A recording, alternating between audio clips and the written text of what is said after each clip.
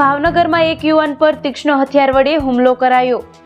સૂત્રો પાસેથી મળતી માહિતી મુજબ જશોનાથ સર્કલ પાસે પરપ્રત્યય યુવાન પર કરાયો હુમલો। તીક્ષ્ણ હથિયાર વડે અજાણ્યા ઈસમ દ્વારા કરાયો જીવલેણ હુમલો। ઈજાગ્રસ્ત યુવાનને સારવાર અર્થે ભાવનગર સરટી હોસ્પિટલ ખાતે ખસેડવામાં આવેલ। હાલ પોલીસ દ્વારા ઈજાગ્રસ્ત યુવાનની પૂછપરછ હાથ ધરાઈ। હાલ પોલીસ ફરિયાદ બાદ હુમલો કરનાર સહિત હુમલો કરવાનું કારણ આવશે બહાર। Reporter Ashwin Solanki, GA news, Bhavnagar.